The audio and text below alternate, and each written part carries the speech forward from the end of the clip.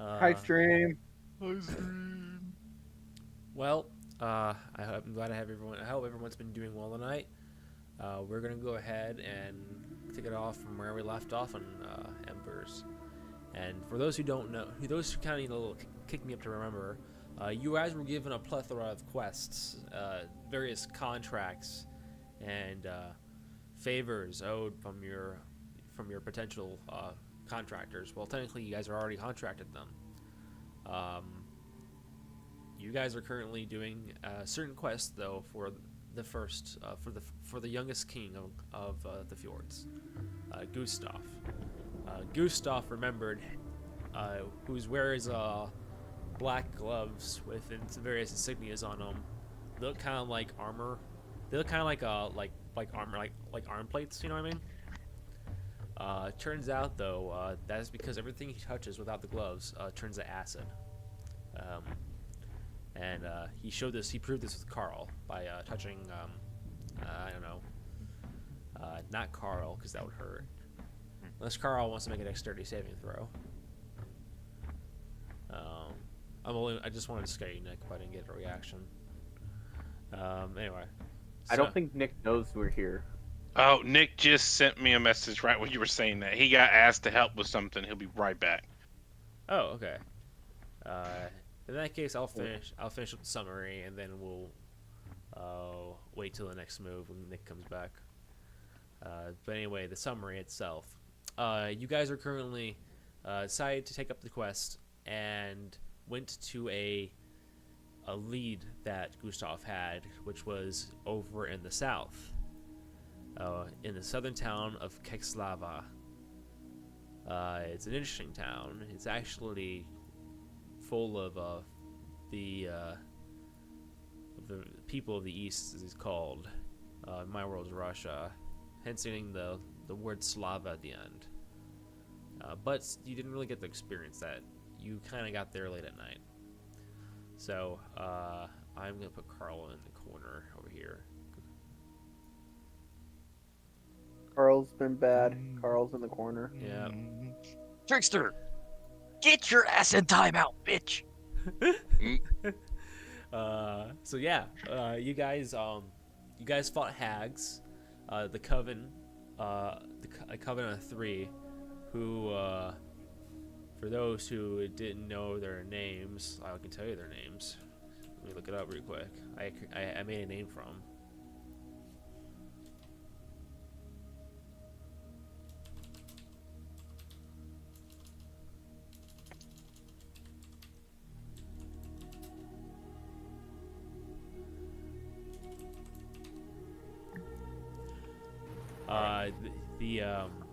The hags you defeated, the three, were known for being called the Flinthead Shrek, literally translating to floating horror. As you guys got to experience, with their boat having very reptilian-like body coming out of the sides of it, taking bites of you guys. But you guys called a truce, and they were able to give you an item. The item that you don't know the name of. Did I give you a name of it? Let's see here. Oh, that's right. I called it. It's called. Currently, it's dubbed. They dubbed it Hand of the Damned. And they said, bring this to Rune, and it is their opinion that they will be able to use the hand to undo the curse, if not, at least lessen it. Lastly, you were given one more clue, and that was you could also look for the hag who gave the curse. And the hag's name you discovered from Gertrude, aka Gertie. Her name is an odd name. She goes by Nutty Faye Moontoes. Gertie described her as such. She spent a lot of time in the Fae, and she really kind of got into the movement, if you know what I mean. She came back in many different ways. Little things, such as never wearing shoes again, to big things, such as quoting literal Fae spirits, just by thinking and connecting with them mentally. Essentially letting them take over her body at will. She's a very odd one, but known to be friendly. That, which also makes it why her sudden leaving of Netter's Den, if you guys remember hearing about that, and going towards the Fey capital of the Elven Enclave of Monahil, Ashalant. Either way, you're going north. And as you go north, it's currently, the several days kind of repeat the same. Your food, as such, it takes about, I think it's going to say, let's see here, it's about, Squeakers isn't going to like this, but 7 copper for a full meal's day worth of food and drink. Good thing Squeakers isn't here. True. Not So the kappa. 7 times 7. 49. There you go. So 49. With copper, if you wanted booze, add a silver piece to it. But the meals are kind of similar. Let me see here. You were given a plethora of Netter's Den cuisine. The first night, you were given cotte bleue, which are known as meatballs. And everybody loved neatish meatballs. By the way, that's the plural sound is zedish, neatish. They also had a rifle enough shrimp. According to the hand the cook who gave it out to you, they're fished off from the southwest, from the Canadian Bien, right off around Royal Land, if you know where that is. Arr. He walks away. You kind of smell a faint sense of vodka coming from him. Of Man course, after my own heart.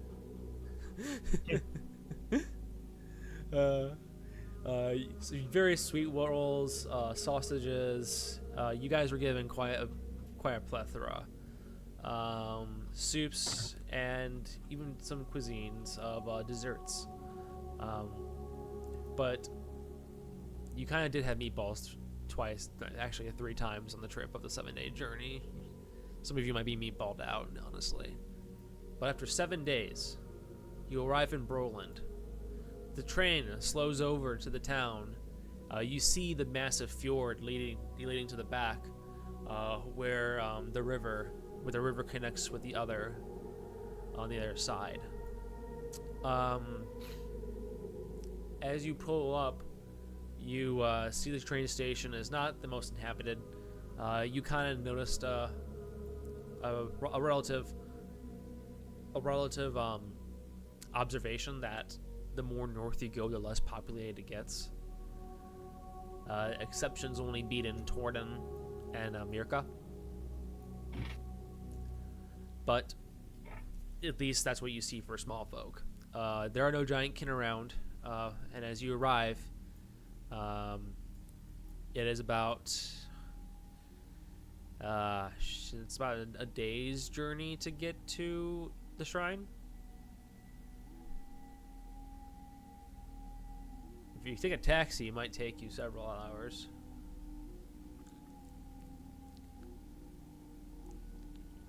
However, though, finding a taxi up here might be difficult. It is very wooded, but you never know. The best way to do this would be to ask around town. By the time you arrive, you just had lunch. It's sunny days up. It's the summer. It's not fucking cold. It's a little chilly, but it's not like winter in Northern Fjords cold, right? So, you're in the town. And it was a day by walking, you said? Walking is a day? Or what was a day? How? Sorry. It would be... I was going to say, let me take the shoot. And that's to get to Broland? You're already at Broland. Okay. Yeah, you're already at Broland. Okay, I want to get rid of this. There you go. You're already at Broland. So this is what I would say. I would say it's about, because I forgot how large the map actually is. It will be about a day's journey if you used horse and buggy classic style, which is an option up here. About car ride, you're looking at about maybe 4 or 5 hours, and by straight up walking, you're looking at a couple of days.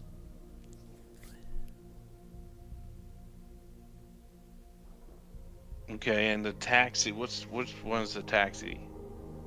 What kind of taxi is it? We'll make a perception check. Cool beans. Let's see what I got.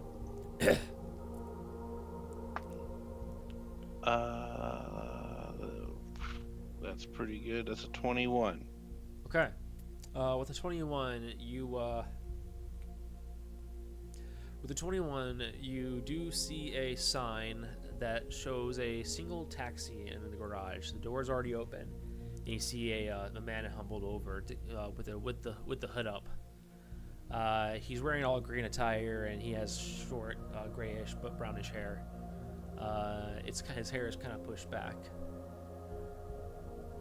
His bangs are kind of out of the way, but quite long. And the back of his shirt is overalls, and it says Blort and Sons.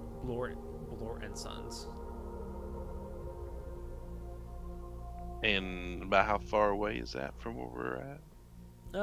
You're looking at across the street. Across the street. Yeah, I mean, you looked around town, did find some cool things, decent places to eat, decent places to eat, to lodge, but it's quite a small town. This town literally wouldn't have these things if it weren't for the railway. Okay. Attention, men! There's a taxi across the street. Maybe we could take it when we're ready. Relix is already walking across the street. Where'd Relix go? Oh, he's already over there. In fact, Relix doesn't want to actually be by people. I'm not going to walk over to the street. I'm going to walk in the opposite direction towards the wall, push off the wall, and just because I can, I'm casting Levitate on myself because of my boots of levitation, and I'm just going to float across the street.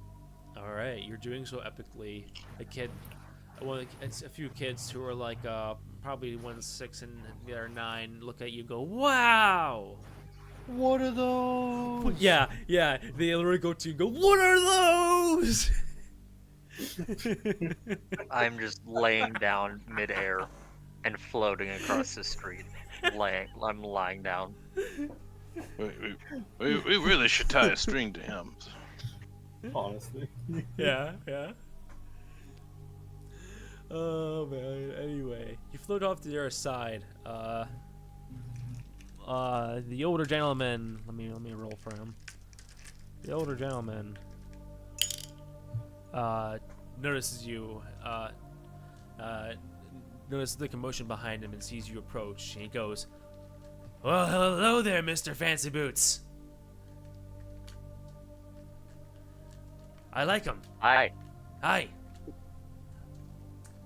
So, me and the group with the elephant across the street are looking for transportation. Do you have any openings? Is there a way we can rent for you? What's the deal here? Well, I think there's a possibility that we can really work out, and that is having my son, my manliest man, my protege in waiting, the best son in the entire world. Could Okay, definitely... fantastic. I don't care. Oh, I just need a taxi. that's fair. Where are you going? I believe. Hey guys, we're going to the shrine, to Tornden, Thanor. Where are we going? To the shrine of We would love Rune. transportation to the shrine of Rune. Oh, Shrine of Rune. Okay. Yeah. I've heard about the Rune God. Very trickery. He likes to show up in dreams and fuck with people sometimes, but he's also and be the guy to talk to if you have a weird, quirky shit going on. But what do you expect? He's literally half a giant. I'm not trying to be Oh, giantess. we know. I'm not trying to be giantess. Oh, don't worry, I am. Don't worry. Oh, You sound a little bit. yeah. It's a woke world. I need to be more aware. I'm awake. What? Okay, ignore the them. So how much would the transportation cost us? Let's see here. Going to the shrine will be about, if I remember correctly, last time for 1.5 hours. You get there by dinner time. There won't be much traffic. There won't be much too terrible traffic. I'm thinking it's gonna be 7 gold coins each. Gold pieces each. 7 gold each, wonderful. And I want to make sure it fits the big fella. Oh, well, luckily for you, I can do this. And he goes to the back. He goes ahead and pushes out the car a little bit. But then he pulls out a lever, right? And he goes, "I got this from an otter fighter in the city," and he starts cranking it. And as he cranks it, the back of the car begins to turn into a truck bed. And as he's done doing so, he goes to the car engine and turns it on, and he goes, "Wait, I can't turn this on. I need to get Son." He opens the door and goes, "Son!" And you hear a distant scream go, "Dad! Don't come into my room like that!" He goes, "Son, I have a work for you." He's like, "What is it?" He's like, "Drive these people to Rune." He goes, "Why now?" He's like, "Because they have money. There's nothing up here. It's boring." He goes, Okay, just stop yelling." He goes, "I'm not yelling, you're yelling." And then you see this very, very, very pale, short blonde-haired, bowl-cut little gentleman. And he looks to be about 16. He has glasses on his head and what appears to be a dress shirt hastily thrown on with half the cups off, still undone. And he goes, "Okay, I guess I'm driving all day instead of playing magic with my friends." Magic. By any chance, would you like a Pepsi? Turns around and goes, "I would love a Pepsi." I'm sorry, but I don't have any Pepsi. I mean,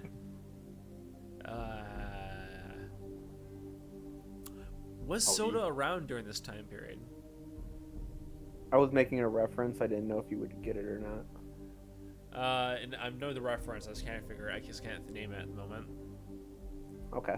Yeah, and I would like a Pepsi. I just think of suicidal tendencies. All I wanted was a Pepsi, and she wouldn't give it to me. Just a Pepsi. That was the reference I was making. Fuck yeah. Hell yeah. I love suicidal tendencies. But yeah. I thought that's where you were going when you said he walked in the room and they were yelling at each other. I was like, I'm waiting for one of them to say Pepsi.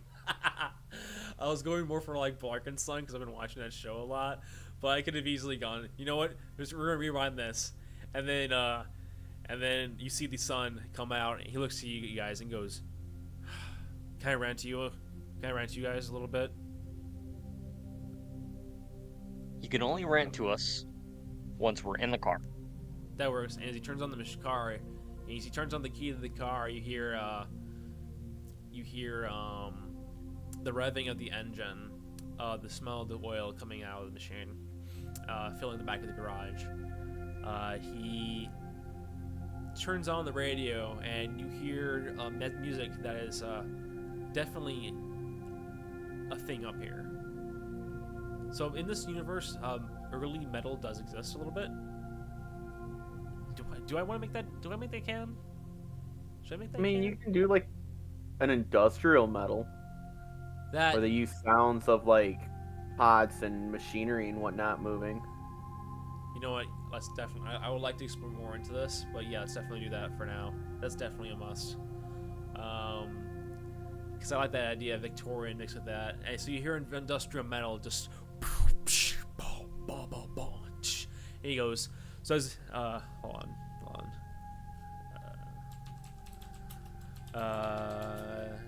Institutional. Okay.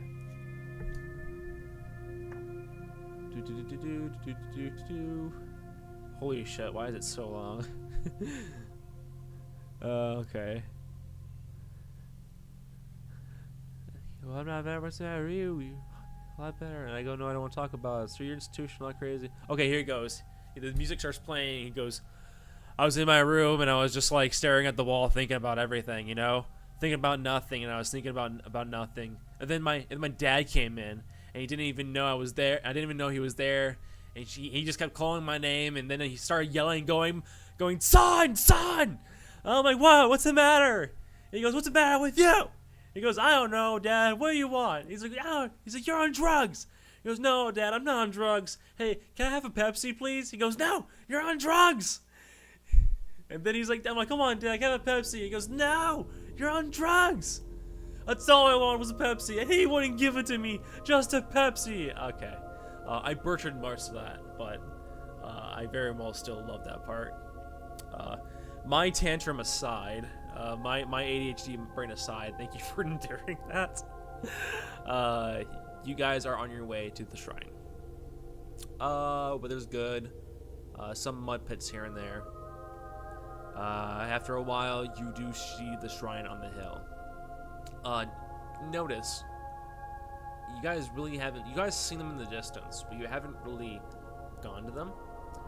They're the shrines of the Fjordish gods appear to be all on top of mountains.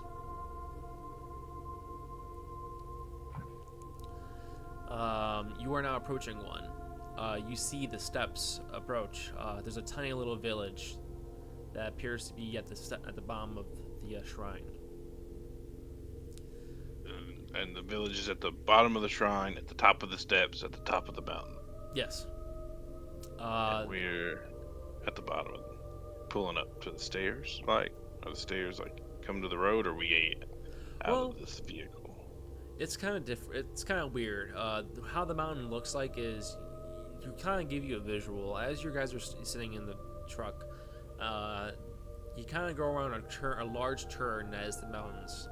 And as you turn around, you see the steps that lead. Not so much as steps, but as much as like a slope that's been leveled off, and leads to a little settlement area. It's definitely it's old. In fact, you can see segments that were once walled but have since been turned into houses. Some of them have been taken down clearly. Others have been left in half preserved. You know, regardless, they're withered. This is an old town. It's been here for quite some time, and its architecture is that of old too. You even see the traditional longhouses from the mead halls. In particular, in the distance, you do see. You see a rather large mead hall, and on top of the mead hall appears to be a insignia of. Let me pull up let me pull them up. You see an insignia that you're unfamiliar with. What is it you guys do now?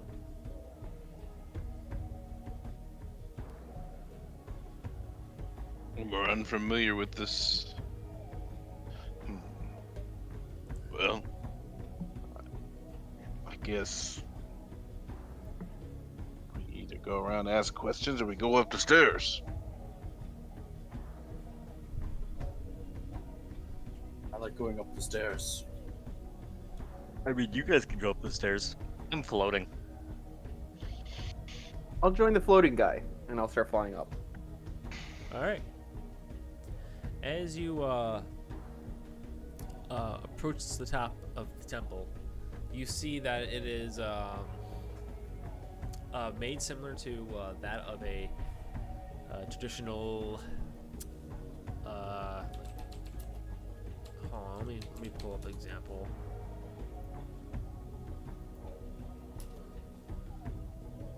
Okay, I'm gonna post it in Embers.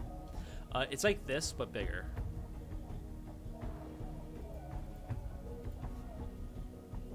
I hope you aren't talking about. See this hug? It's for you. Oh yeah. That's how Brahm's gonna kill everyone. Yeah. Yes. Okay. See this hug? mean- It's for you. I mean, that's how he almost killed the hags. Yeah. Is that considered an improvised weapon or an unarmed strike at that point? That's a very good I question. thought it was a grapple. Grapple fraggle. Oh wait, because you're also like crushing them. Yes. Yes. I think I would consider that an improvised kind of grapple, because I would think you just have to do a strength check versus strength check. Interesting. At least that's what makes the most sense to me, right? If you're squeezing them, they're probably going to resist. Maybe Constitution? How much you can handle? Maybe. I don't know. Anyway. So we're walking up to a big ass that. Yes. It's rather like I showed which I'll show the members of the audience.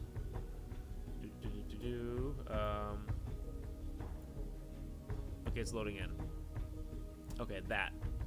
It looks a lot like that. Okay. It's quite larger though, and as you approach the large doors, you see various what appears to be clothed hooded men. They appear to be one appears to be sweeping, and the other two other men appear to be reading a book together.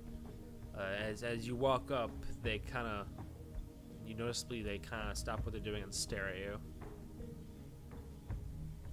Hi. Take us to your leader. Are you still floating when you say this? Yes. Okay. Go ahead, Brown. Do we can we recognize these people? Like, are they look human, or are they real big, or the average size? One's human.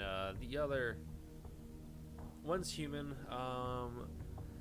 The other is elvish, and I'll be damned, the other one's goblin. Okay. Human, goblin, and what was it? Elf. Elvish. Elvish. Okay. Interesting. So is your leader inside? The goblin goes, yes, you can say that. Are you wanting to what Yes. what brings you here? Are you here to speak to our elder? Yes. Okay. I mean, I can just lead you in and we'll see where it goes. As I'm floating, I'm like rotating, and so at this point I'm upside down by the time he's like, okay, let's go inside. That would be great. Thank you. He kind of like gives you a funny. He kind of scratches your head at you, relaxing. This goes. I'm a goblin in the fjords. I shouldn't question things. You see this? This is this is. I lost my sanity weeks ago. At this point, I grab a hold of the roof, and I start just pulling myself in, and I just float up to the ceiling. As this starts to happen, several other hooded figures and priestess and monksmen tend to stop what they're doing and look at you. And you see a rather large over-the-cloaked figures approach. He's floating in the sky too. Hello, we would love to speak to your elders, please. Yeah. And as I say this, I kick off the ceiling so that I'm floating closer to the ground near them.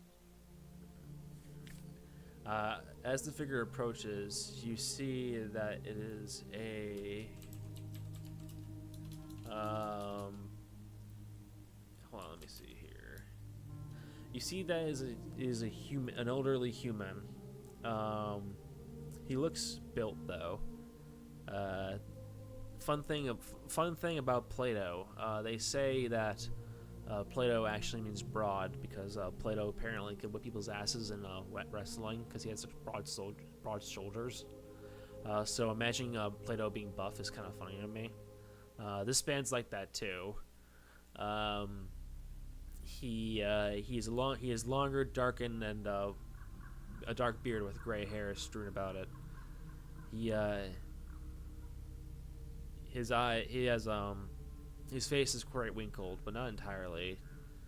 And as he approaches you, he goes, "So, yes, names are in order.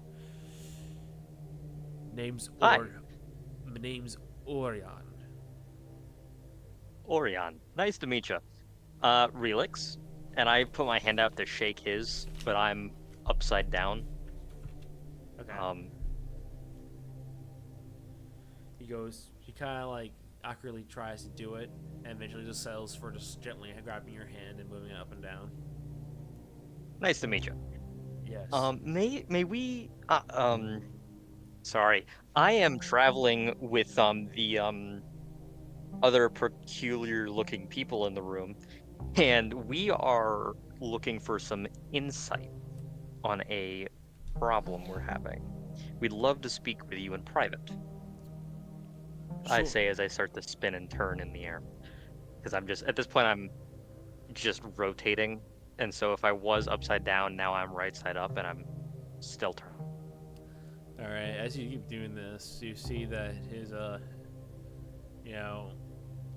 some of the you see an elder in the background noticeably getting frustrated. He appears to be not disapproving of your actions, but Orion seems to have not to care, or at least better patience. However, Orion does look over at your crew behind you and goes, "I take it you all are part of a party?" One could say that. Part of a party. We are the party. Ah. The party has arrived. The party has arrived. We are here. Yeah, and I blow my horn. As you do that, it echoes everywhere.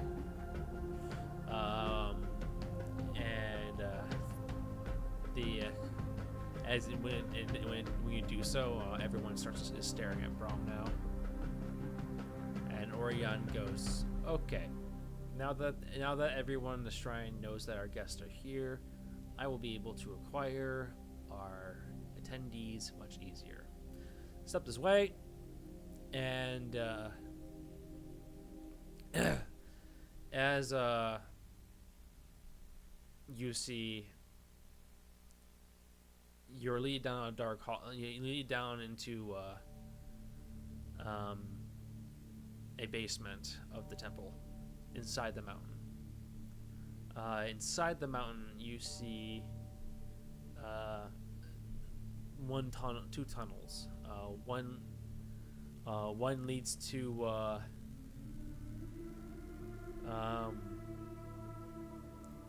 what appears to be in Fjordish common Krieghelm, and the other leads to what appears to be a meeting room. Elder's chamber is what it says on the Arab part. That is on your right direction, and you go that direction. As you go in, it is incredibly dark. In fact, when the door closes, it is completely dark around you. You can't see anything at all. It stays like that for several seconds, but then the room lights up, and you see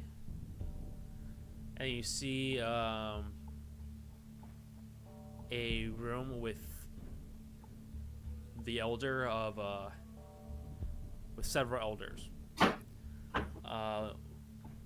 In fact, there's 4 of them, five of them, but one's kind of not here. You see the buff human, Orion. You see a hooded figure, and a hooded figure, and another hooded figure. You can't see the other ones. But the one that is kind of not here is on the wall. On the wall, you see what appears to be a little bundle of stones and runes, and they appear to be projecting a fog. And you see in the fog what appears to be overlooking the bay up north. It's almost like looking through like a hologram. Except when you see it, you see another. Except when as you're looking out, you see a rather large figure. It appears to be a cloud giant. His face looks huge, being at his level, as he's being projected through the room. And you know what? Yeah, there's one more hooded figure. The fourth one, as I said. He's really big and buff too, but you don't know what he is. So, you are now in the room surrounded by elders, and Orion speaks. So, you kind of let everyone know that you're here. So, what's up, dog? Hi. So, Nutmeg, can you get the hand ready? We are here on behalf. The hags gave us a hand Oh, thing. that hand. I thought you were talking about mage hand to shut up people. Okay. No. But, so I, then turn back to him, and I float to, not the center of the room, but the center of the space in the room. But in between the ground and the ceiling, so that I'm not close to the ground, I'm not close to the ceiling, I'm in the middle.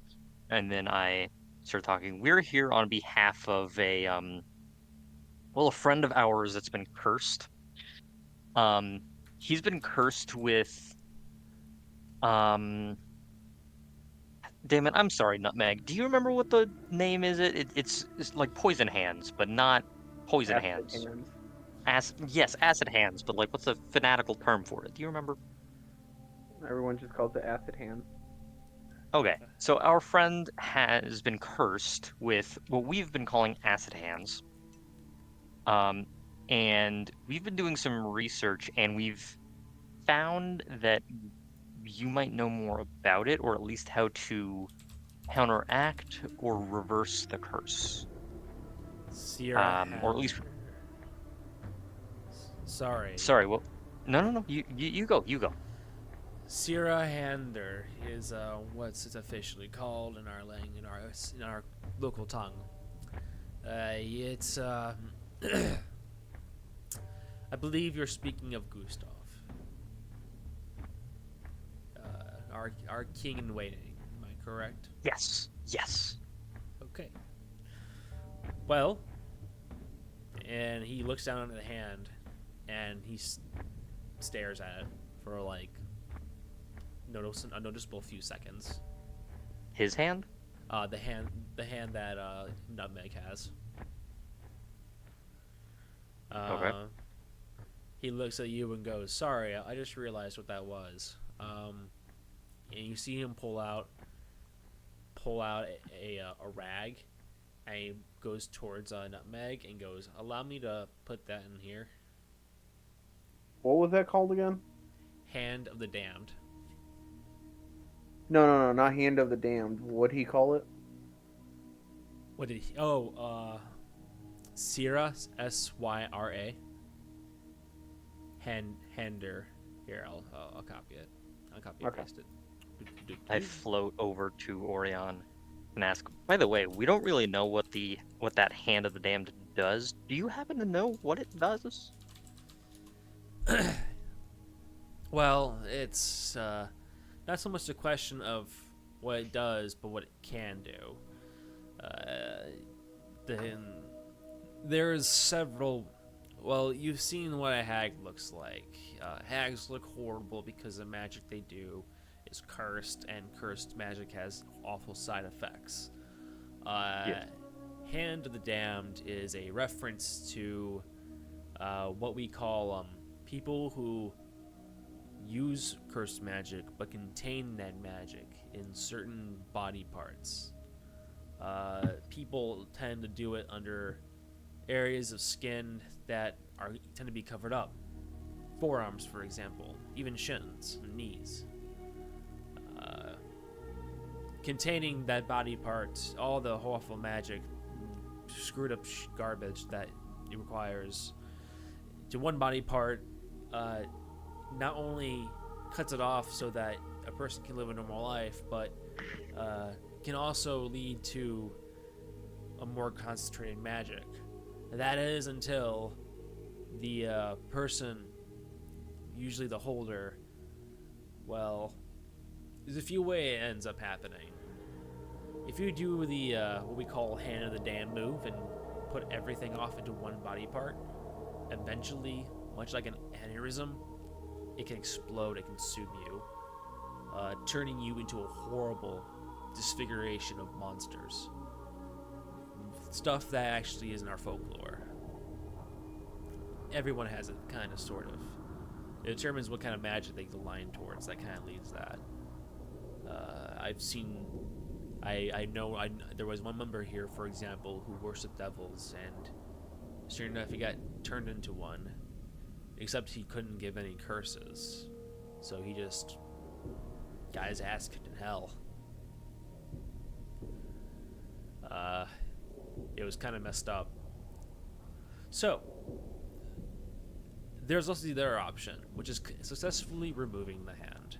In that case, this hand has what appears to be our symbol. He points it, turns around and points to it, and you see on the symbol what appears to be a tall mountain-like creature with the moon behind it, as well as with the large moon behind it, and a fire on top of it. And he goes and he says, "This wielder was using our magic, but in a very corrupted way. Now, that's a thing here. We need to use the other part of Rune's magic. The magic that's kind of difficult lately to get." Sorry, I'm rambling. So yeah, sorry. I'm sorry. I misread my notes. I got things confused. Give me like a moment, guys. Okay. All right. All right.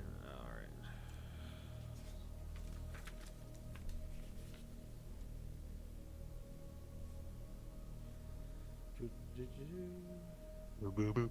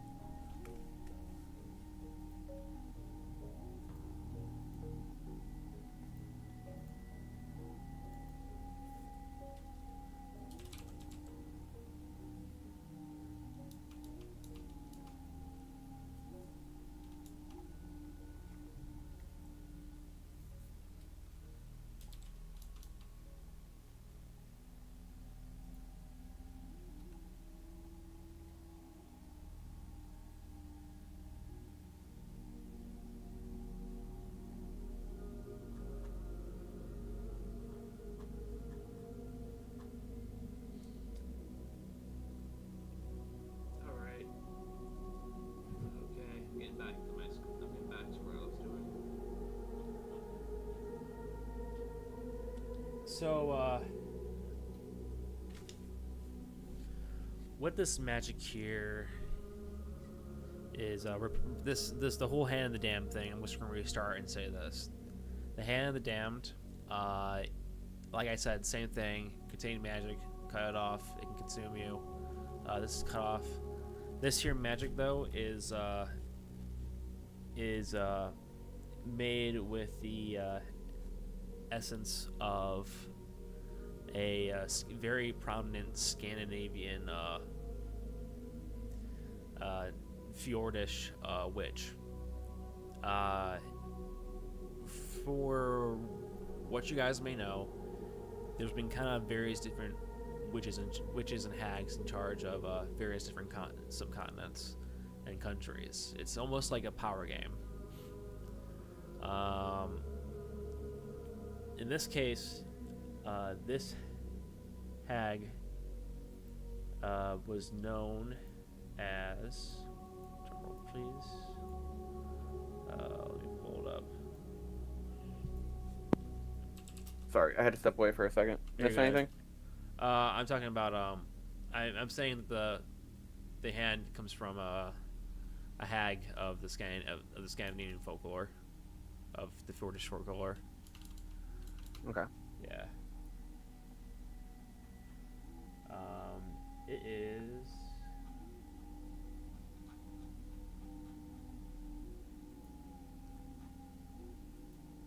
Sorry. I'm really tired today, too. Alright. So, the hand is has a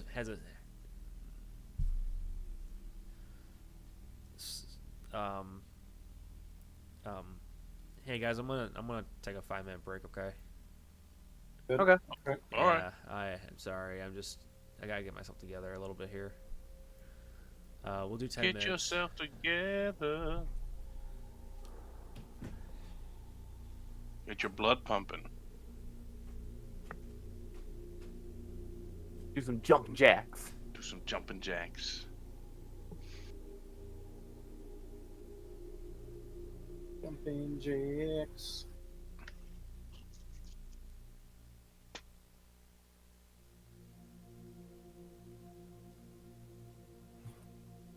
We'll be right back. 5 minutes. 5 minutes later. I think he changed it to 10. Oh. 10 minutes later.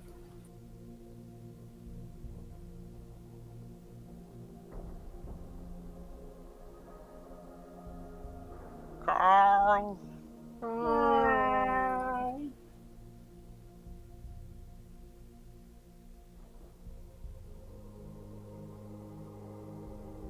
Okay, so we're here at the Rune Temple.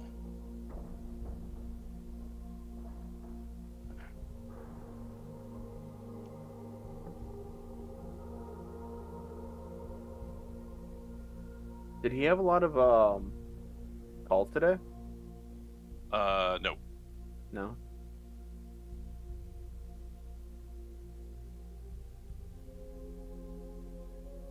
He had 5 calls. He didn't sleep good, he said. Oh. That's all good.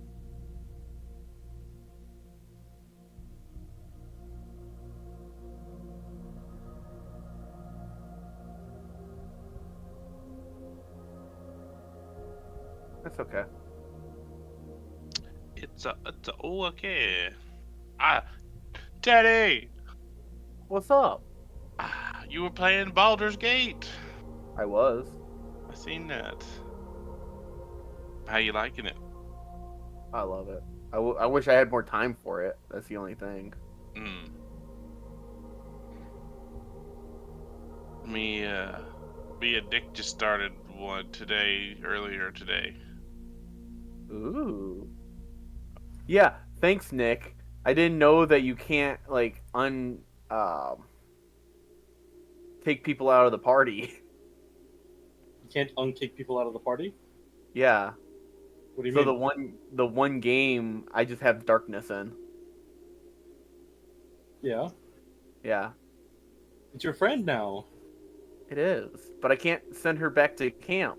That's fine. She's a great character to have.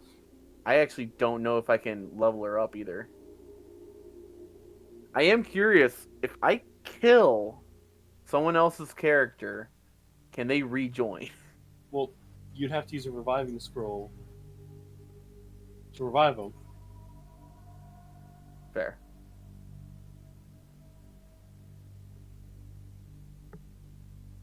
My God, I can't believe I'm alive. Wait, what? Playing Darkest Dungeons. Don't tell Kyle. Fair. 2 of my guys just died, and I am like, those are the 2 like protectors of my entire group just died, and I'm like, oh God, I got 2 more regions to go, and my main defense is dead. I tried that game so much. No, not the first one, the second one.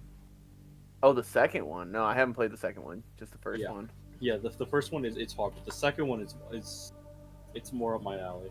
It's fun. It's hard, but it's very doable. Oh my God. Frick. My 2 most important characters are dead. Yeah, that's why I stopped playing Darkest Dungeon. Darkest Dungeon. It's hard.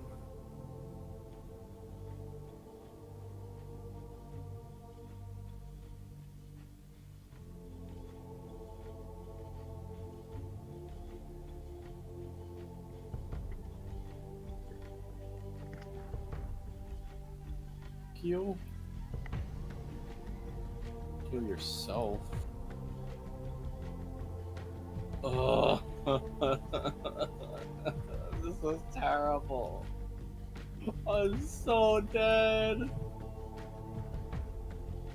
You are dead. Yes, you are dead. I'm so freaking dead. I need to heal myself.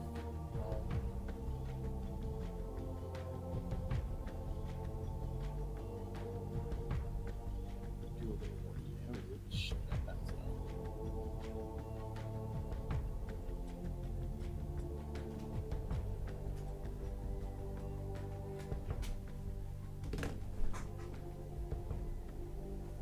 All right.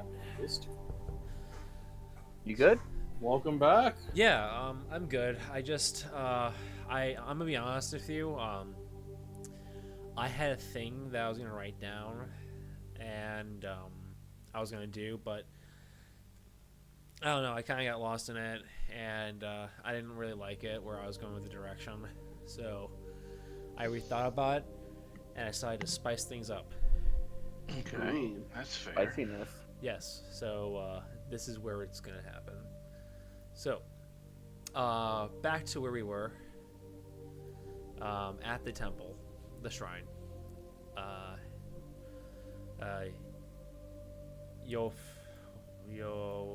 was the name again? YOLO! Yolo Orhan. Orhan says, holding the hand, tells you exactly what I told earlier, which is the cutting and the removing and corruption and such. But he explains that this hand, it's kind of hard to tell because it's little details, mostly in the palms and the length of the fingers. But this hand is elvish. And it's not just elvish. This is drow. This hand isn't black because of this hand has been turned black not by its its magic, but it itself comes from an elf that hails from the, well, you know about drow, correct? What about them? Well, they used to be part of this world a long time ago. When the empires of the human empires started expanding, the drow really were far in between. Not to mention they've had on and off skirmishes and wars with the elves, who tend to be peaceful with everyone except them.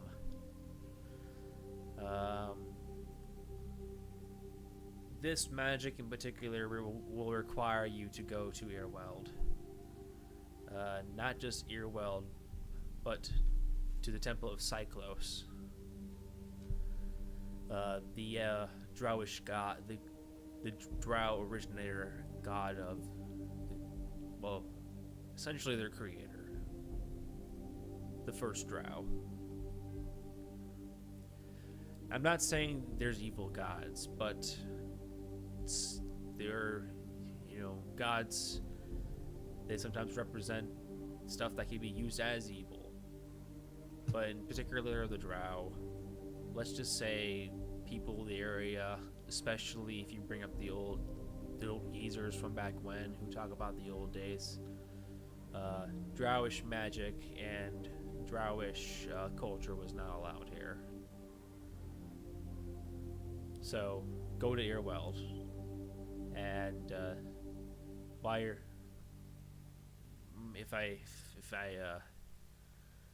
I would say go to Earweld and go to Ashland. There should be their services there.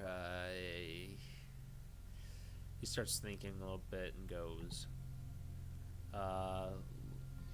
just look for their government building, okay? He says you're gonna need a passport, is what I'm saying. Passports. Everyone wants passports. We have passports, don't we? I think we have passports. We got a passport, but I don't know. Is it just for here though? Your passport is goes through different realms. It doesn't go. So it goes. Your passports can go from any It's basically You know what? Fuck it. Roll a history check if you want to know. History check. Cool beans. Let's see what's mine. +1. That would be natural 20. Natural 20. Holy shit. Holy, okay. Okay, so. That beats my 19. Holy shit, yeah. I was so prepared to fail that. So with a natural 20, so Paul, you don't. The wars.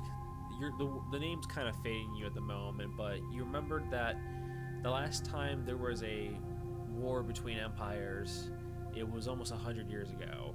And after the war ended, the countries united and agreed to certain things. Some talked about currency, some talked about royalty, some talked about a bunch of different trade and boring crap that doesn't matter. But one of the things they did was they made passports.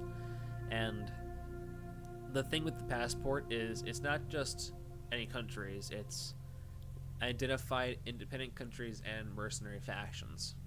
For example, you do have a passport print of the Roger Flock.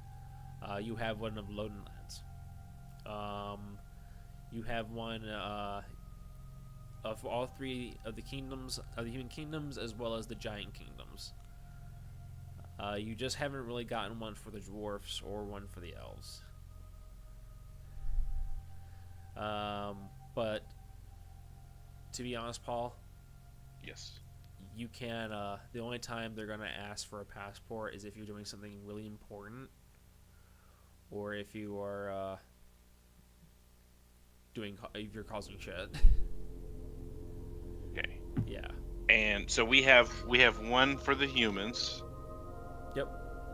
And then we have one for the giants. Yep. And correction, actually, you do have one for the dwarves, because of Vogt, the Vogt, is that, you know what I'm talking about, the dwarvish guy you guys saved in America. Right. I don't know his name. Yeah. Okay, one for the dwarves. And you also have one for Mina Hill, the elves. One for the elves. Yes. You just don't have one for Earweld. Okay. Yes. Earweld is, you guys know what Earweld is by this point, right? Just to refresh your memories for those who don't. Okay. I don't think we do, because I don't think we've been there. Okay, that's why I say that's what the spice is going to be. You guys we've never played in it yet, in any of my campaigns. Earweld is my world's Feywild. Yes, no, we definitely have. Yes. Yeah, so, and I was looking at Fey animals, and I'm like, oh shit. I'm sure the guys don't mind taking a little side quest into like a different area, you know? Hell no. At least a little flavor. Don't mind no side quest. dare you to find someone who doesn't like a side quest. Yeah. Especially since this is gonna lead you guys there. But yeah. I get to go home. And hey, and quickly, that war 100 years ago, who all was involved in that? He looks at you and goes, "Well, it's been quite some time, so everyone. Let me go ahead. I know. Oh, that was the big war. I was in that war. 100 years ago? Yeah. I'm 400 years old. He looks at you and goes, "My God, were you?" He goes, "Are you from your lands? They're under Wasonica rule, correct?" Yes. Okay. So tell me, what do you know? About? Well, what did you do in the war? And give you a little setup, Paul. You know how like the British used the British Raj as support and diversity in their army, as as bodies too. You know what I mean? Vaguely, yes. Yes, that's the kind of setup that's going on. Your gods are still a thing, so it's not like complete and total like assimilation like the British tried doing. But there's quite a bit of independence, and people who are drafted by the Wasonicans are, tend to be, revered, but are also to certain people seen as traitors. So did you fight with Wasonica, or did you fight like against, or just like on your own? Oh man, I don't think we ever decided that on my character creation. Dang, I'll be putting you on the spot then. Yep. We'll say I fought for both sides. Can we do that? Yeah. Could I be a mercenary? Yeah, you can be a mercenary. Okay, because that's kind of like what he did after the war too. He did more mercenary work and then like strongman, like strong arming people. And he did stuff like that. He goes, I see. Which Well, now that I'm telling you, I don't think anyone around here knows I did that.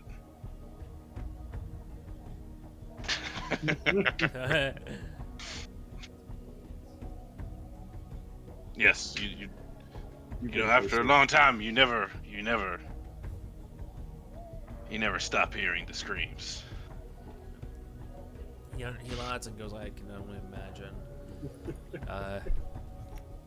Well, to kind of remind you, it started off with a small escalation. The empires, by this point, let's just say this: the kind of sub-area, the Southwest empires, the ones who are kind of falling apart. And by this point, you see a familiar voice kind of echo and go, "Hey guys, let me take the history lesson. I wanted to be a history teacher, And he turns around and then you see that it is Peter. Peter. Yeah, guys. He looks at Orhan, and Orhan looks like a gasp because Peter just walked into their secret door. And the door is, and not even, to make it matters worse, the door is left open, so it just looks like a little closet you guys are in. Peter goes, I need to work more on my surroundings. I'm sorry. He goes, so, you want to talk about the big war? Well, I'll tell you this. It changed the whole world as it did, and at the end of it, they agreed on an agreement. No one truly won, but people won and people lost. But at the end of it, everyone eventually, basically, shook hands and went on to conquer all of Daima. Paul, no, not Paul. Brom, you worked for and against Wasonica, being a mercenary. Mercenary is not uncommon. The mercenaries were a faction that tended to won out in the war. Some examples being the Roger flock. they were able to get the means to have a rather early attempt at acquiring an aircraft carrier during the culling. And culling was an example of a war that happened after the Big War. But in the Big War, he tells you this, guys. This is what you need to know about the Northern Fjords. The brother kingdoms have united at very different times of history. Some united with, it's usually two united and one would stay out of it. If I remember correctly, Eldway and Middenmark's example like that. But to give you an example, combining all three of these pretty decent, powerful kingdoms can lead to one big empire. And that's what happened to the Fjords back in the day. When the war broke out, which lasted almost 30 years. The Fjords were united under one boy king. His name was crap. Sorry, I looked at my notes and it said Gustov. I'm like, it's not Gustov.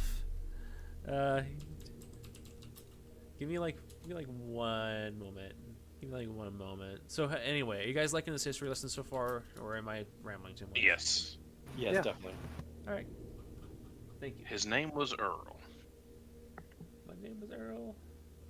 His name, Dave.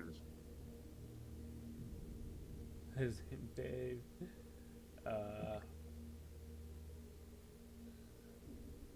Okay, I see here.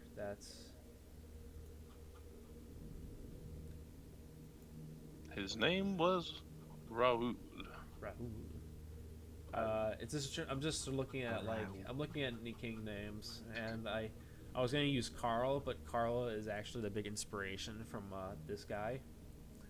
So I'm trying to find one that is pretty decent, and I don't want like Charles, Christian, Gustav's pretty okay, Sigismund. There's a lot of fucking Charles. There's Charles X. It's like fucking King Louis. There's so many King Louis, guys. Ooh, there's Oscar. What about Oscar? How's that for a name, for a boy king name? King Oscar. King Oscar. Sounds good to me. It does. Or how about Magnus? Let's go with Magnus. Has a stronger sound to it. Well, that's because this is the story of Magnus. This is this is set in the scene. He goes, you see Peter go ahead and look at the elders, and the elders seem to wave their hands over towards the wall. You see the giant on the wall nod and leave, and changes to a picture of a shadow of a young boy, and he goes, Magnus was the son of a king who passed away when he was 14. During this time, the Great Betrayal occurred. The kings of Eldway and Midmark turned on Nether's Den and believed that Magnus should not have been in charge. You see, the war was just beginning, and they did not believe Nether's Den could stand with just a child. But Magnus, he came over to the shrine over in Arvid. He points to that map over here. Arvid is the main god of the Fjordish pantheon. He is also the god of war. He is a very druid-like creature, but can also be known as a head of war. But mostly is popular as his son Agnar. So Magnus approached the temple, he pleaded for the gods on because that's where all these shrines are located, where these gods have made contact with us. He prayed to Arvdan, and Arvdan answered, and this is what he did. For those of you who listen to Sabaton, just put that on.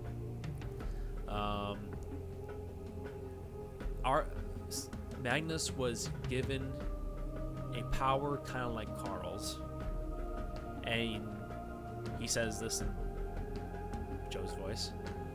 Carl, you know how you go big and go, Carl. Carl.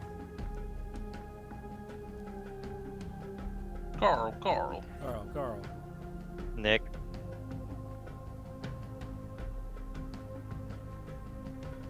Hey, Nick. He must have stepped away. Anyway,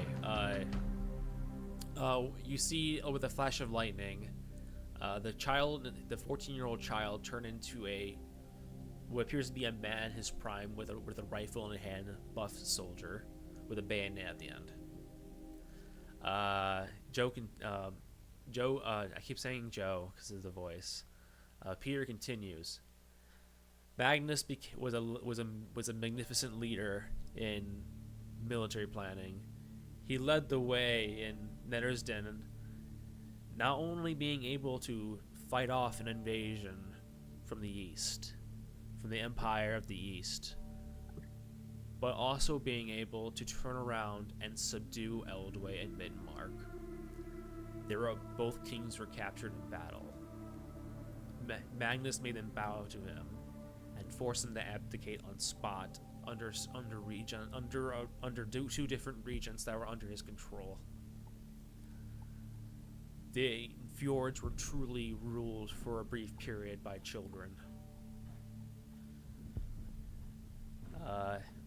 For 30 years, Magnus fought. Every battle that he fought, which, mind you, even with all three of the brothers combined, there are still bigger countries that have more people than us. Especially the Empire in the East. They often fought battles 4-1 against Magnus, and Magnus always made them beat because they were conscript, they were poor, poorly trained, officers by favor. Magnus didn't put up with that shit. But it is said, when given the power of the gods, he would have to expire when his prime is over. So Magnus aged for 30 years and continued to fight until he was 45. When he was 45, he was in the trenches with a soldier, with one of his commanders, and there was a sniper on the hill. It was one of Neddersden's own snipers. He said he saw a flash. He thought someone was charging the trench against the king. But it turned out it was just a flash of the medals of the king himself. At least that's what the sniper said. But what I gotta know is after it was said and done, Magnus was dead. After that, the fjords lost a lot of land. They used to have the coastline of Zwedischland and even the east, including their distant cousins across the pond. Not the big pond to Illyrica, the other pond. You know, the Fjord Sea to our east. So yeah, that's the history lesson you guys got. That's what you need to know. Ever since then, the fjords have done great. They've flourished since losing, and have gone on an era of being quite peaceful, especially with how things were until very recently. For losing, they didn't make it out too bad. No, not too bad. Yeah, I mean, what do you expect when one guy takes control of everything, and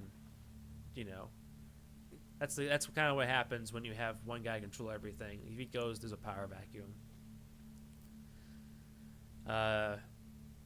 In fact, it's powers like that make me wonder about Carl. I wonder what makes him turn into a big man too.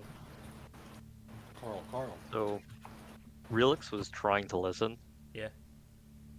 And he actually ended up floating up to the ceiling and falling asleep. Oops. Not me. I'm saying Relix was trying to listen and got lost, and then at that point it was just a fucking lullaby, and he fell asleep and was floating by the ceiling. Fair. Yeah. What do we need to go to your world for? You'll be going to Earwell to, well, if I had to guess right, which by the way, guys, I've been keeping my roots, and I got you some details to help. Let's not do it in front of these weirdos though. And then Weirdos? Your elder friends? He goes, I'm just busting their balls. Ah. Yeah, what do you expect? We're all weird in the end of the day. I mean, look at him. He's a clown. And he just doesn't say anything at all. He's just looking, staring it directly into the wall or something. No. But he goes, don't worry, Trickster. I got the good stuff. And he pulls out a bag, and the bag appears to be melted butter. Yeah. Oh, Butter. He would 100% want that. He takes it. And I also had, I don't know why, but I pictured him when he said the clown. I don't know why, but I pictured him just starting to pretend to mime he's in a box. I don't know why. Anyway. Yeah. I could see that. He's like, he doesn't say anything, and then I pictured him just going, like miming. I'm imagining the box is also like getting smaller, and he's like also pretending that he's like dying. Yes.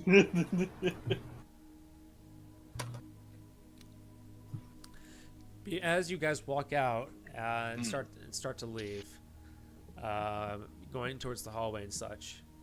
Relix, wake up! We're leaving. Orhan follows and goes, Peter, I'll grab. He goes, and then Peter stops and goes, Orhan, am I correct? You want to go east and have them go to Simista? Which by the way, he turns around and goes, Simista is the Drow capital on the other side of Earweld. It is a big place underground, and they're underdark. And well, I talked to your friend Gertie, and he winks at you, Nutmeg. He goes, Moontoes might also be in Simista too. I tried seeing if she stayed in Ashland, but she went ahead and just escaped and left. He turns around and goes, so, looks like both your paths lead to the same destination, huh? Considering you're gonna find the caster and a magic to be able to break that, which he, by the way, brings the hand back in and puts it in a bag for you guys and gives it to you. And goes, wherever you do not touch that. What were to happen if we do touch it? A lot of necrotic damage. What would happen if a mage hand touches it? I was thinking the same thing. That's a good question. Would it cause any damage to us since it's our mage hand, or does nothing happen? Kind of reminds me of Indiana Jones when he moved the idol. Not sure if that's gonna work out. I mean, you can try, but I don't know. You might have to make a saving throw. Wait, if we grab it with Mage Hand? It affects the soul. It's cursed. Because didn't I originally put it in the bag with Mage Hand? Did you? Fuck, maybe you did. Damn it. Yeah, because I don't think you wanted to touch it, if I recall. Yeah. You know what? Yeah. That's fine. It'll work. Mage Hand works. Mage Hand works with that. It works. We'll make it easier. Peter So Peter looks at you Nutmeg guys. has an idea. So Peter is walking with you guys and goes, by the way, the Order is very pleased. They want to know what they can do for you. What can the Order do for you? We heard about your blimp, by the way. We are making sure that they may give it to you after they are done. If they do not give it to you by the end of the summer, we will file an injunction order. I float above and slightly past Peter. And when I'm floating by him and above him, I whisper near his head and ear, I need a therapist. And then I just keep floating by, and I'm floating faster. I just float past all of you. He goes, he pulls out a rock and he kind of like tosses in there and catches it and goes, I can definitely do that. He whistles for you and tosses you the rock.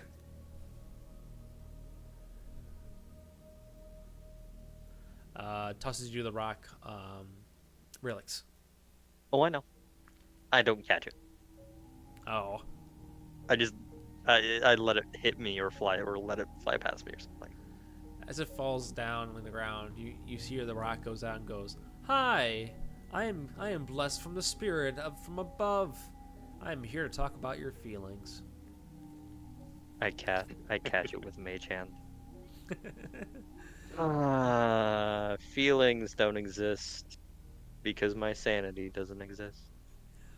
That's okay. I'm kind of going for a Cheshire Cat kind of vibe right now. That's totally understandable.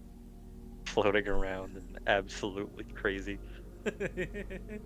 I just like to imagine this rock now just gives you like cool cat like compliments of absolutely terrific. You got this, bro. Anyway, I'm gonna smash this rock. You're doing great. This might be worse than the trickster. If you just want me to shut up, I will. Peter, take your rock back.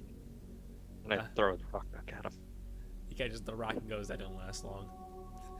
He goes, alright, so, by the way, I secured your boat over to Thanor. Maybe that visit might bring some sanity to Relix. Hopefully. We shall see. Okay. So Thanor, we got a boat to Thanor, and we gotta go to Earweld, and something about a Temple of Cyclos, and somewhere Ashland in Earweld, and also some place called Sinister in Earweld. Yeah, here.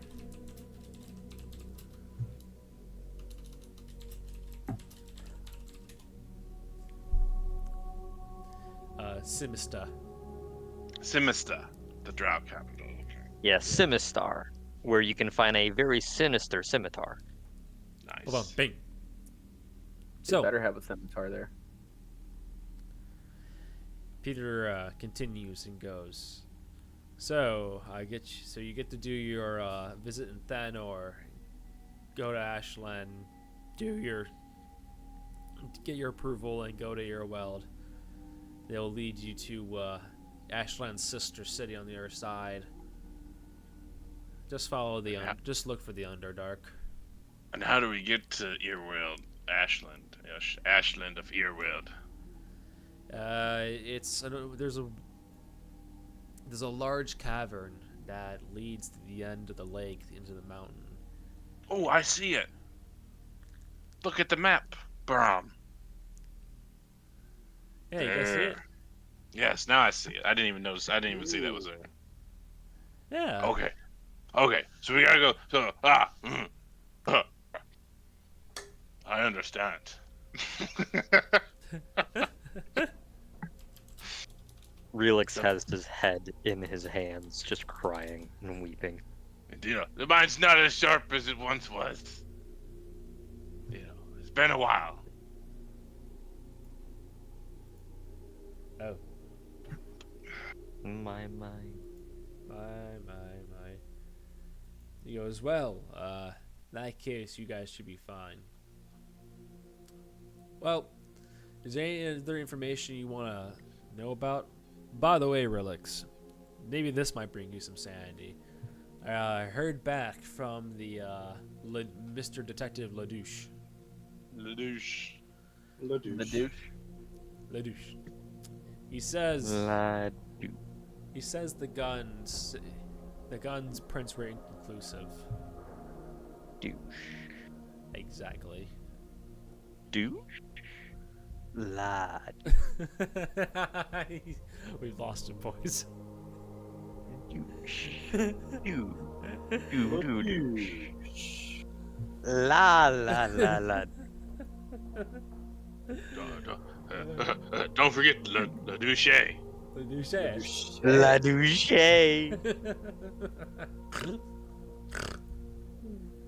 He was finally off it. This is great.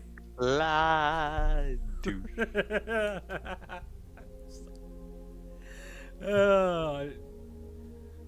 Just imagine Relix floating through the air, doing that, and then he just stops, and his eyes are wide open with a Cheshire cat smile.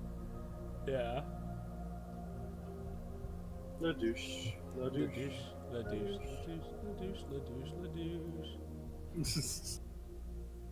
Okay. He goes, so, is there anything in particular you want me to look for in the shadows? Any special information? He goes, yes, that's what I do, is hang out in the shadows.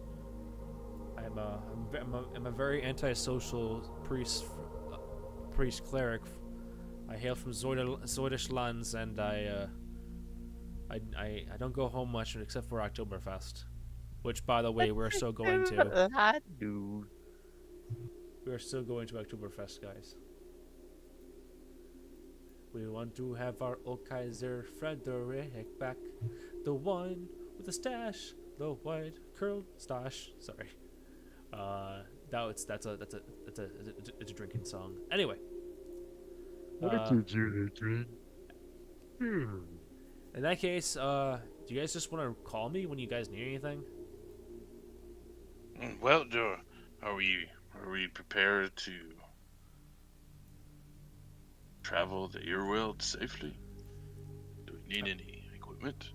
I float over and put both of my hands on each side of Peter and put my mage hand over his mouth. Hey, Peter. Anything. And then I push away from him and float off and take my mage hand off of his mouth. He goes, well, I have some random items I've collected over the years that might help. And he goes ahead and you see his jacket, and you see his long jacket. You see him, so he starts unbuttoning his long robe-like jacket and opens it. And he goes, aha! He goes, you thought I was gonna flash you? No, here's all my shit. There's children here. Here's all my shit. And you see, you see various trinkets. You see a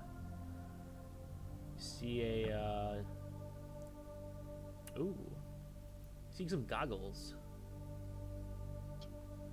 Yeah, actually, goggles. They look elvish. No, not elvish. These goggles appear to be recently made. They seem to be steampunkish, but these goggles, they look like sunglasses. Ooh. Brum likes the sound of the goggles. Does Brum have? Peter goes. Okay. Does Feel protected under our roof. Oh God. With expert agents who find the right auto and home coverage at the right price. Also, you can enjoy your dreams. Sorry, American Family Insurance. Get a quote. Holy shit. Peter. Sorry, I found. I was looking at a playlist. I was looking at Monsters for Faye, and a commercial played, and it was really loud. Peter. Really? Shush. These goggles. He goes, Brum, do you have night vision? Yes or no? Oh, no. As elephants, Loxodons here, we're not blessed with that. We just follow our nose. And sometimes it works, sometimes it doesn't. Well, mind you, that whenever you buy from me, I'll be able to put the money that you give me towards the research of the quest ahead. For example, whatever you buy from me, I will put towards in my research and finding out more about how to break this siege for you. Is that something you guys want me to do on the side? Is give you some ideas how to break a giant siege, a literal giant Attack on Titan, one grasp of a hand that can break your spine with a sneeze, like siege. Now wait a minute. I float over. My feet are way in the air and I'm upside down, so my head is level with all of you, but it's upside down. And I'm right in front of Brahm, and I say, if your nose is on the front of your face and is longer than every part of your body, then aren't you always following your nose? He looks at you and goes, Yes. "Yeah."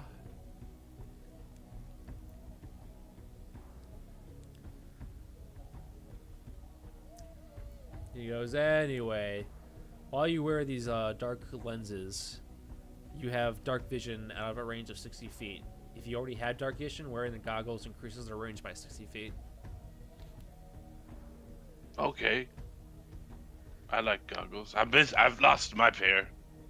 I had a pair. Then I lost them. So I could use a new pair.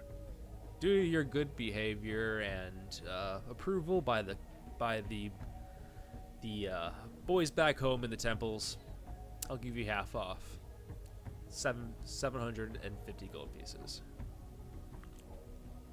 Okay, here's 500 gold pieces, and that's all I have. Is that truly all you have, good sir? Yes. Well, I've got 159 silver, but You might need that to eat. I might need that to eat, yes. Okay.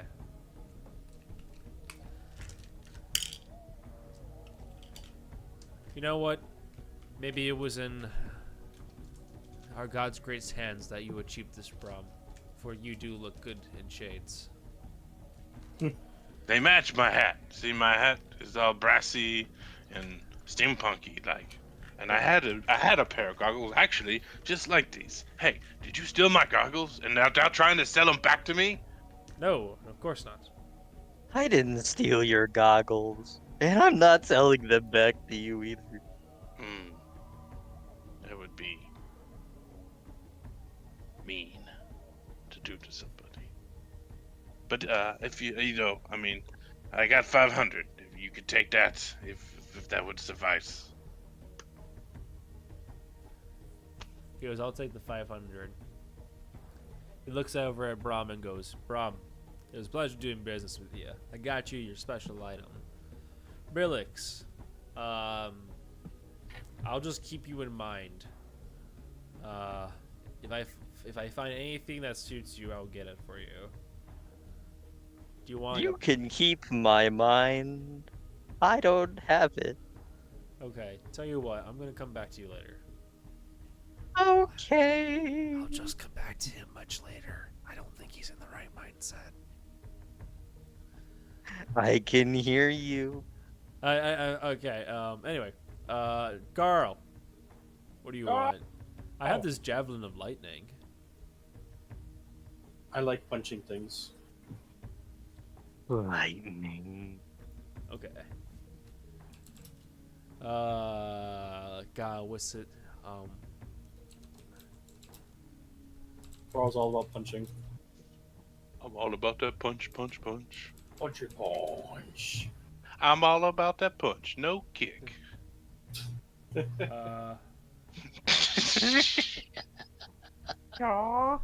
Okay. Let me see here.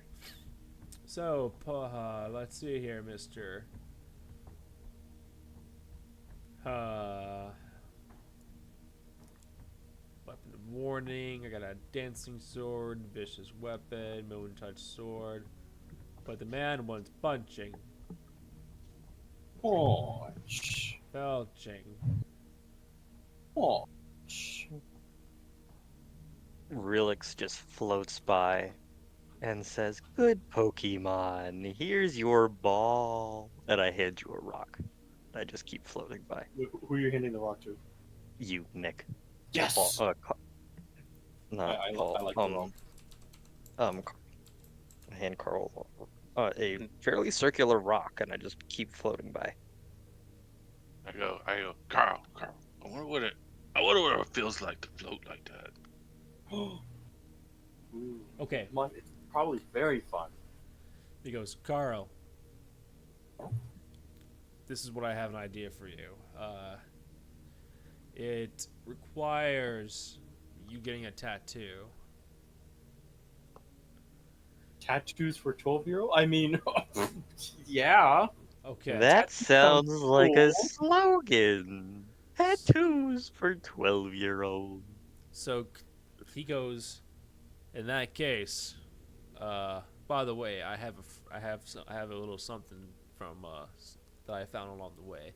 And you see the same little pigeon that you saw earlier that was speaking to you.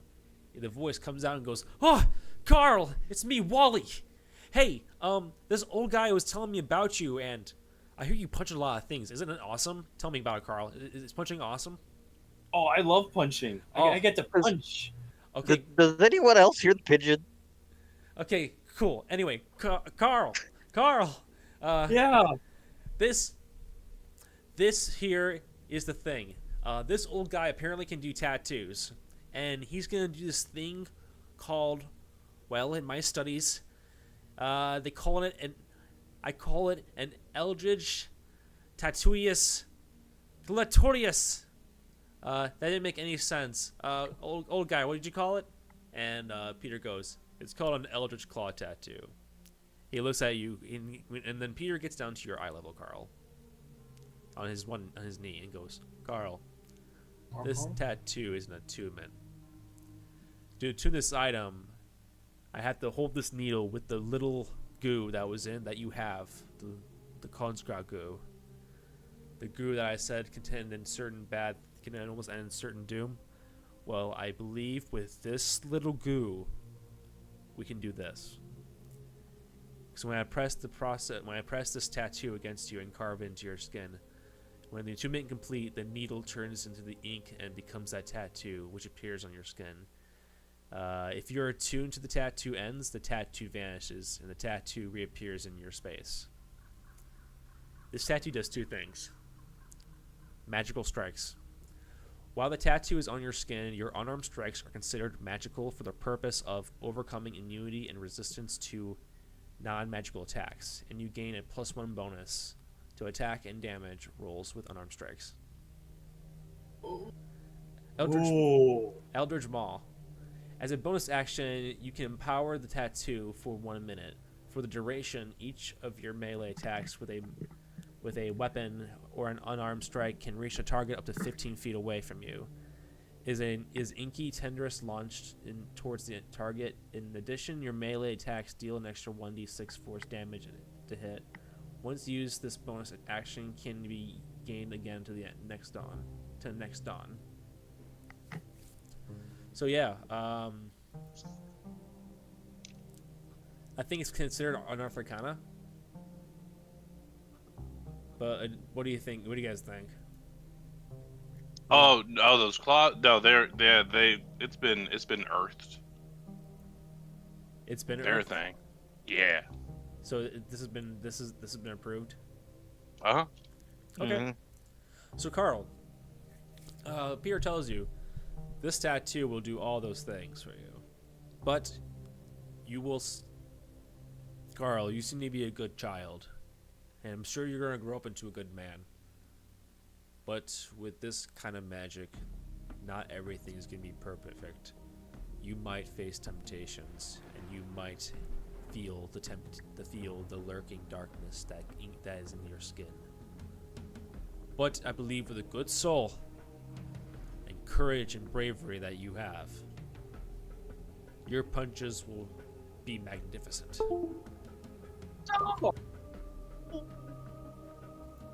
Okay. I'm floating right above you two. Oh my god, that face. I'll do my best. Goes okay, Carl. All right, Carl, come over here. I'm gonna walk over to him. He goes ahead, holds out his hand, and says vial. Give him a vial. Yeah. He pulls out a needle. It looks to be a home-brewed tattoo needle. He fills the vial, the ink full of the vial, and you feel the tattoo starting to embed itself on your skin. It's kind of odd. He's literally tattooing you while on one knee. He switches one knee here and there, and the elders of the Rune are still walking around you guys. Ridley's clearly gone crazy and has now blended in with the environment. Yeah, I'm actually floating in a circle. Like I'm constantly floating around Carl while this is happening, going. Yeah. So. Sound effects. After the takes some, it's about 30 minutes later, the tattoo's finished, Carl. It looks like almost like an octagon with teeth that kind of make it look like the mouth of a large monster. It appears to be that of Consgra, the devourer of the end of everything. Said to be the reason why Fallen Grace occurred. The influence of the Dark Eldritch God, the second creation to ever exist. Right behind that of Zagan. So Carl, you now have all these things. Do you need the document, or do you got That'd be nice. I'll take the document. All right, here you go. If it ends up being a little strong, we'll take it different. I think it's gonna be okay. What do you think? What do you guys think? Oh yeah. Yeah, that got released during Tasha's. Sick. I think it'll be good. I mean, because I don't think he can overcome magical resistance right now. So. Yeah.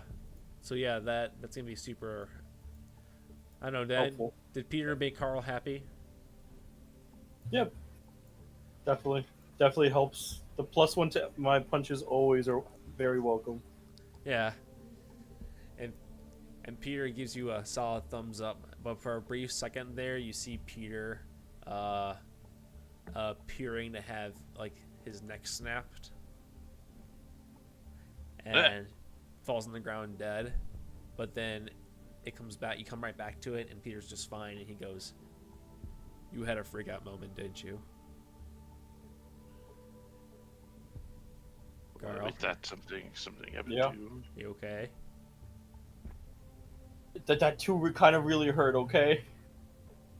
Okay, Carl. You're gonna be fine, kiddo. Paul, was it really necessary for you to screenshot when I was trying to mimic the Cheshire Cat? Was that really necessary? I thought it definitely was necessary. Absolutely.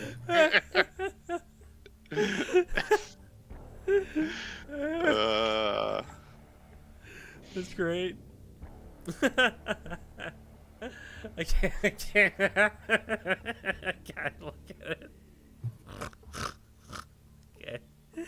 Okay. So yeah, Carl, you get your tattoo. I'm glad. You get a sucker, by the way. It's cherry flavored. Hey. Cherry! Peter goes. Flavored. So Peter goes. So Brom got his glasses. Carl got his tattoo. He looks at you, Nutmeg, and goes, Nutmeg, I got a question for you. What can the man of many odds throughout his travels, such as me, can have for you?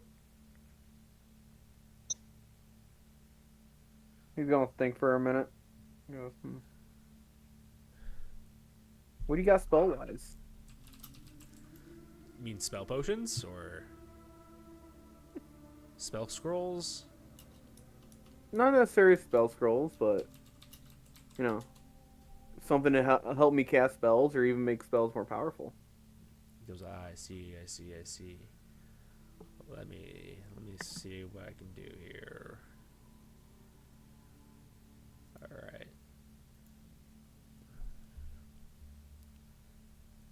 I'm looking at my lists.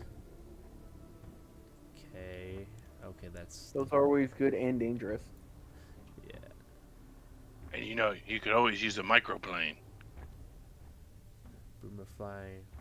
On a magic missile. Magic weapon. Illuminator's tattoo. What is that? Doesn't that just give light? Sin is granted the ability called magic scribbling. The common item you can touch any written mess. Okay, Illuminator's tattoo. Okay, Illuminator's tattoo is a magic needle that, when used, creates a tattoo, disappears. It's this perfect party where you receive lots of secrets to protect. So it's something if you wanna. Is granted ability called magic scribing. This allows them to touch any written message with the fingertips, says someone's name, and the next 24 hours only the writer and those whose name was spoken can read the message. If this tattoo is ever removed, the needle reappears. Okay, that sounds very niche and not very fun. Let me see here. Oh god, that's a little OP. I saw an item that gives +6, +5 to attack rolls. I mean, I'm just saying. I'll take it. Yeah. Rolls I of won't 2 say still no. gets 20. Yeah, it's true. Just cool.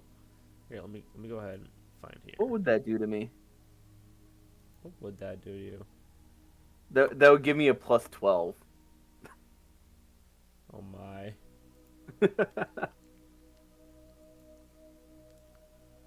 Good old +12.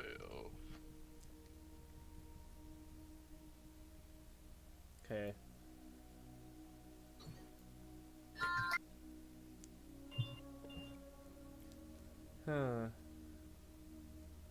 Trying to find I'm trying to find ones, and it's kind of like, I don't know.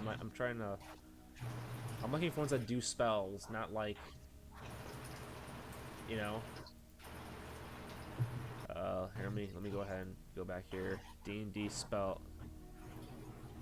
So you're looking for items that cast spells, correct? Yeah, that'll work. Okay, yeah, maybe that might help things. Okay, maybe. Oh, that is the wrong bookmark. That's multi-spell concentration variant rules. Oof. Oh. What's You know what? What about a crit roll item? Crit roll item. Yeah. Let me see what that is. Do you have one in mind you can send to me? Give me a second. See if I can find it again. So, because I was talking to, do you remember what that item was called, Paul? Oh, me? What's that? That one from Critical Role. There was a few. There was one that was what was it? The Circlet of Concentration here. Yeah, that's. So I think that's right. It would allow me to concentrate on 2 spells for 2 turns. Okay. Is that overpowered? So concentrate on 2 spells during 2 turns. Yeah, so here. Let me see here. So, it allows the attuned wearer to cast a second concentration spell while already concentrating on a spell, and maintain concentration on both for 2 rounds. Okay. After 2 rounds, the spell cast first fades.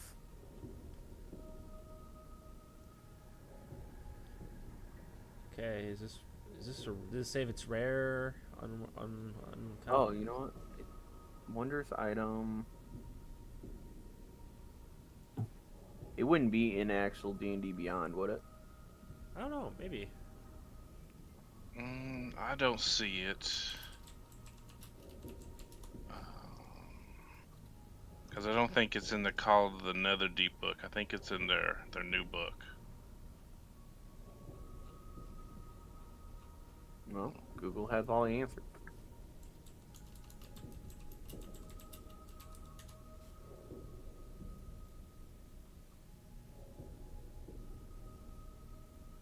It's considered very rare. Okay. But if you say no, that's fine. Yeah, I mean, it seems kind of like, I don't know, were the punches too OP?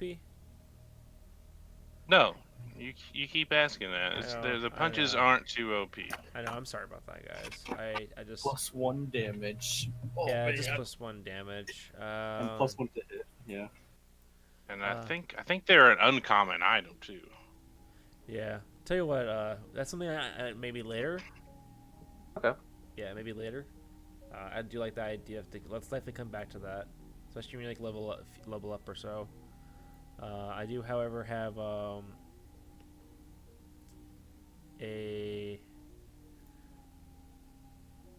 bag of beans? I actually have it's called a robe of stimulating colors, and this is why I picked it out for you, Teddy. Okay. So this robe has 3 charges, and it regains 1d3 extended charges daily at dawn. While you wear it, you can use an action and expend 1 charge to cause the garment to display a shifting pattern of dazzling hues until the end of the next turn. During this time, the robe sheds bright light in a 30 feet radius, and dim light for an additional 30 feet. Creatures that can see you have disadvantage on attack rolls against you. In addition, any creature in the bright light can see you when the rope power is activated, must succeed on a DC 15 Wisdom saving throw or become stunned.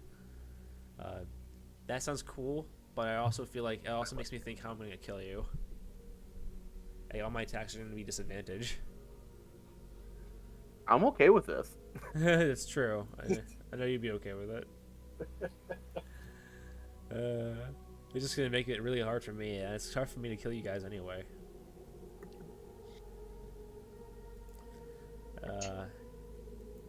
Want a match?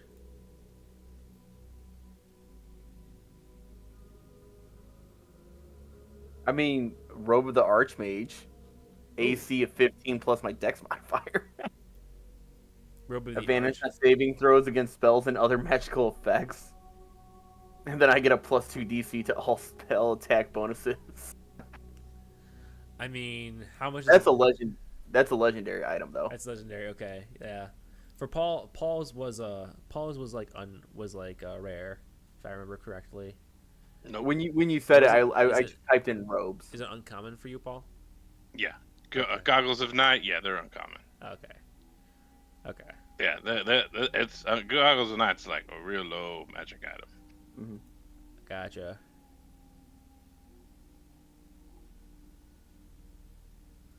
Okay. Well, I am kind of. I forgot. Wait, no, I forgot what it was. Shoot, let me look it up. D&D Gem Elemental. So as going through his pockets, Peter pulls out a gem and goes, "Do you want an elemental for a friend?" Always. He tosses you the gem. He goes, "How about that? I can't. Some of the stuff I can't really negotiate with because it's so rare and valuable. But this gem contains a mote of an elemental energy. When you use an action to break the gem, an elemental is summoned as if you cast the Conjure Elemental spell, and the gem's magic is lost. This type of gem determines the elemental summoned by spell. Now, after it shatters, here's the thing. Once a week, now you have to make sure you this thing doesn't shatter, okay? Not in this world. It just produces the elemental, and then the gem becomes the heart of it. When the elemental is destroyed, the gem just falls to the ground.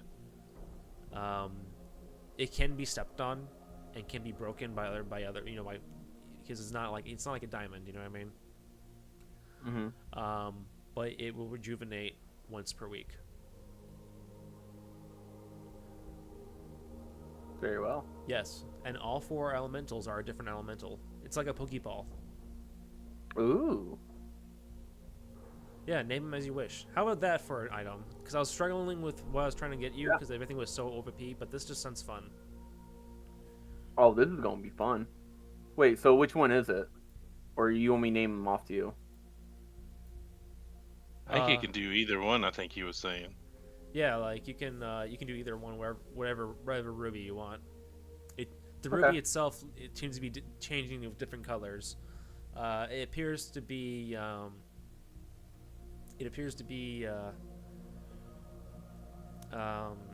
controlled essence. Anyway, it's like you've never seen before. Peter and Jackson goes. It was made relatively not too long ago. Essences from other elementals. You see, it's just shards combined together and crushed together. Artificers are a damn magical thing, you know. It's got so many colors. It's just brown. Yeah. yeah. Yeah. Well, it just shows a shade of brown for the elemental. What are brown gemstones called? Oh yeah, garnet. That's right. Duh. Wait, what the? Hey. So on D&D Beyond, I started typing in when you said elemental, and I typed in ELE. Uh-huh. The very first thing that came up is an elephant. Huh. That's interesting. I could have a miniature Braum. You could have a miniature Braum. Sweet, thank you. And he goes, "You are very welcome. It's a shame I didn't know what to get for the big man upstairs, and I mean the man floating around right up there going nuts. I don't know. I mean, I have a ring of warmth. I have goggles at night. Oh, goggles at night is a uncommon wondrous item. Oh, I see. Yeah, all items are like wondrous. Yeah. Hey, you know what, Paul? Yo. Steampunk modification. Make that 60 feet, 120 feet. 120 feet. Hey. Yeah. Yeah, because steampunk. It's an upgrade. Now I can see. Upgraded. Yep. They got a little. You know. They got some pipes on it and stuff that makes them. That like focuses, powers them up, bro. Yeah.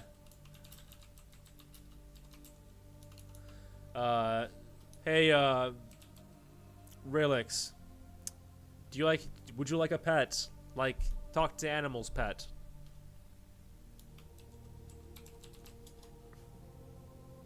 He's lost. Anyway. He's gone. I'm lost in the sky, but someone to talk to. Someone that's just as crazy as I am, as I twist in the air. Do you have something that will do like simulacrum but without the power? So Relix can just talk to him. What's So that? Relix can just talk to himself all day. Let me see that D&D Simulacrum. Simulacrum. It's like a Okay. 7th level wizard spell or some shit. Yes. I think it's 8th, maybe. Could be 7th. It's high. It's up there. You basically clone yourself. Yeah. I'm So trying to he needs something. You want something that's just kind of like, maybe even when he holds it, you just see a mirror image of yourself that talks back to you when you talk to it. Something like that, right? Yeah. Yeah. You know what? Now, Go ahead. back Relix. up. What were you saying about a pet?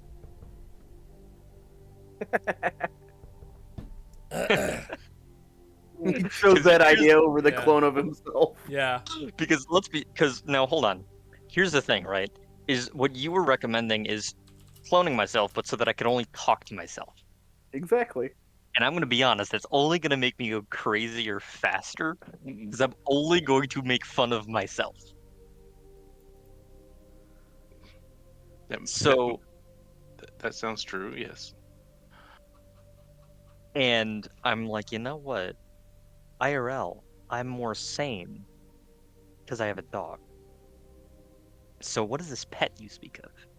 What kind of pet would you like? Would you like it determines. Do you want a regular dog with some items that make it more, powerful? Do you want a ghost dog? What kind of pet No, would you like? I said dog because IRL I have a dog. I Ah, don't actually mean dog. see, I I thought just you meant wolf or something. no. I have literally no preference. It could be a snake that just hides in my jacket and like whispers in my ear and I talk to, Sweet Uh-huh. nothingness. for all I care. Which means that if someone then gets close to me, I just hold my arms up and it slithers out from under my sleeves and bites them. Again, it could be whatever the fuck we want it to be. Okay, here we go ahead. Although to be honest, now that I've said that snake idea, that sounds pretty goddamn cool. It does. If something gets too close to me, I just put my hand up, and if I touch them, like if I do a melee attack against them, the snake also slithers down out of my sleeve and bites them for extra damage. Yes. Tell you what, let's go ahead and do that now. So let me make a note of this. So just to make sure, I'm wondering, you want a snake that you can use that will cling on to you for dear life and bite in combat, correct? I'm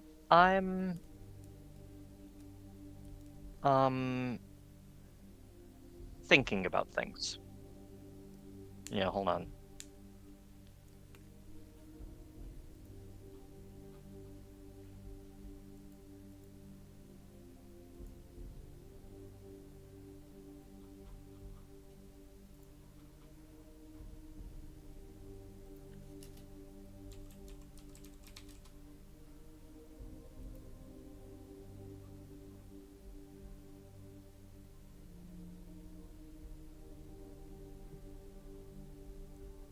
Yeah, because this way I would have someone to talk to that wouldn't make me go crazy.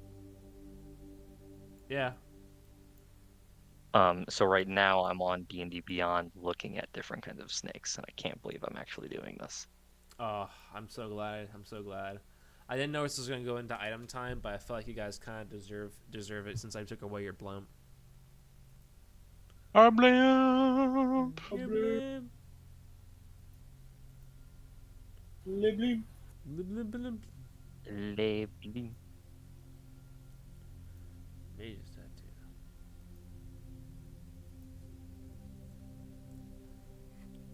Yeah, I was kind of like, man, Brahm's item was the weakest one because I thought everything was going to be rare. But then I was like, fuck it. Steampunk world. You get double the vision.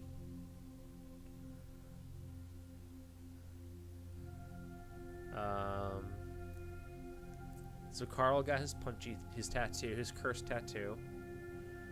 better. Nutmeg got the. God damn it! What'd you get, Nutmeg?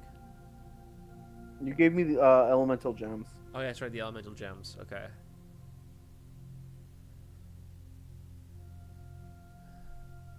The elemental gem that can do one of each.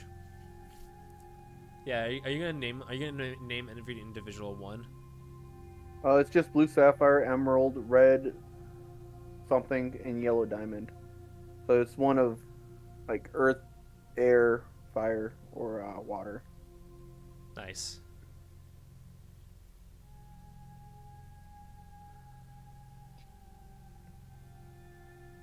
Yeah, I kind of went a little homebrew with that because I was kind of like, because I don't know, I just feel like giving you the opportunity to have like one. You know what I mean? To have like the. Oh no, choice. I appreciate it. It's gonna be helpful. Yeah, especially since how you treat, like they'll have their own personality. They're gonna have like their own thing and everything too. Oh, right now it's they gonna be just live fun. in serenity, and you're in the gem.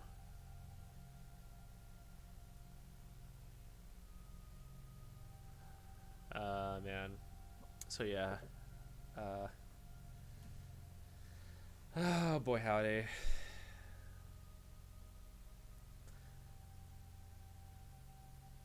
Yeah, I'm very much ready for this weekend off.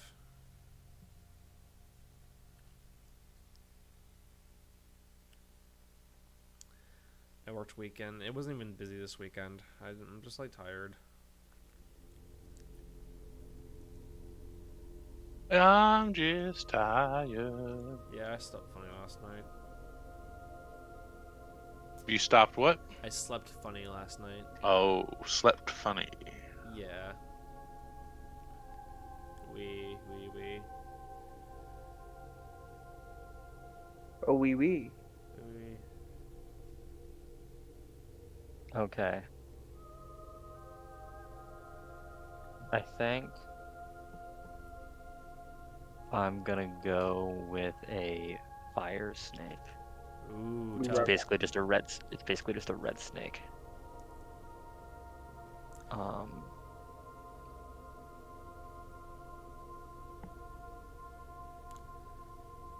So, in D&D Beyond, what it says,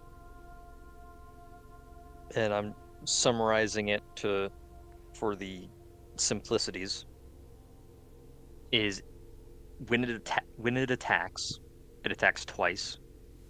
It bites, and then it hits you with its tail.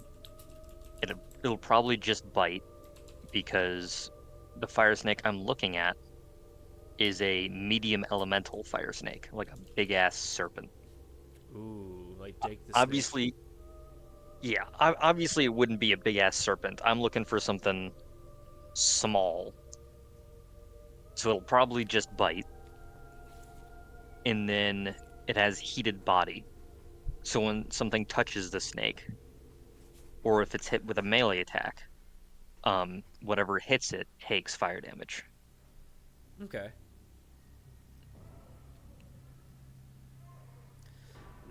That's So, what I'm thinking. all right. In that case, I'm assuming you're gonna tell Peter all that. What you want? And Peter. Yeah, I'm just gonna ask.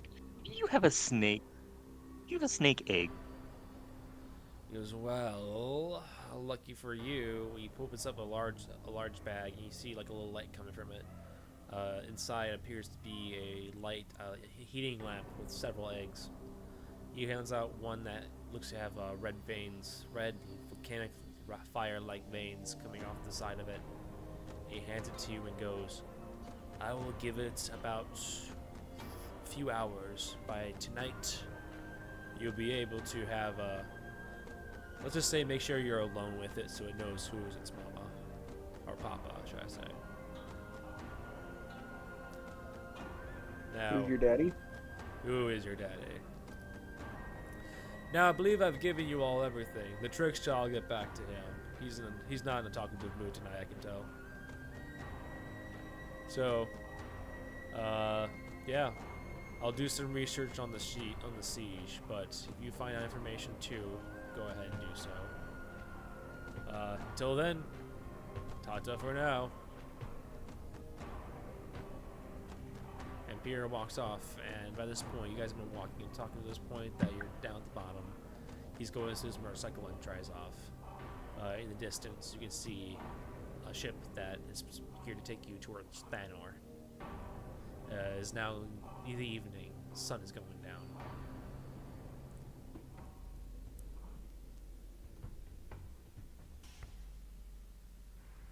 What do you guys go on the boat? Yes. All right. As you guys go over there, it's a classic Kanar, a wider, smaller long boat, but wider and a deeper hull, so it can carry more things.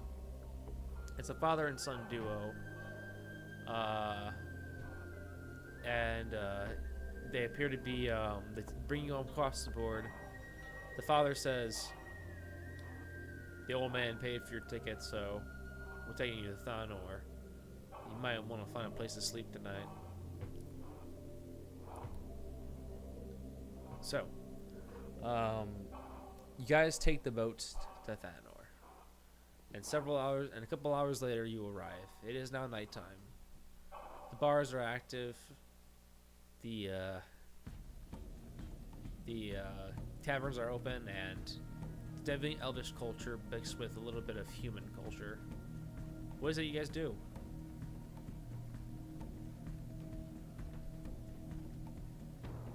We arrived at Ashland, right? Yeah. You're at Thanor now. You can take the river to Oh, Ashland. damn. Well- If we are in Thanor, Yep. Relix is now has his feet on the ground.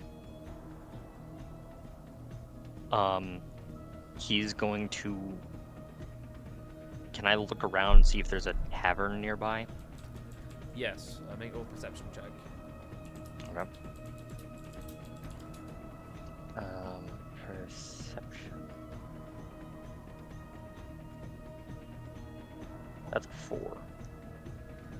Okay. It takes you some time, but you find a couple of bars. You find Okay. 3 in particular, in total. Okay. So I walk over to one, whichever one's closest. Okay. I walk in and I am holding the egg like in my hands, but I'm trying to keep it under my jacket. Okay. And I walk up to the bartender, and I am saying I'm looking for a room for the night to stay. Because if I remember correctly, it was afternoon when we were done, or when we got to Shrine of Rune. We spent hours there. We got down. We came over here. So it's probably afternoon later in the day. Yeah. Okay. He goes. The bartender goes, for you and the rest of your companions. It'll be about gold, 1 gold piece and 5 silver. That'll get you a bed, breakfast, as well as a drink in the morning. Okay. And is that a room each? Yes. Yes. No, actually, to have a room each, it'll be an additional 5 silver pieces, so two gold pieces each. Okay. I would love a room to myself, so I will give you 2 gold pieces. Okay. You give him the gold pieces, and he takes it. Gives you all individual keys. As you guys are walking up to your room, you see a fair-skinned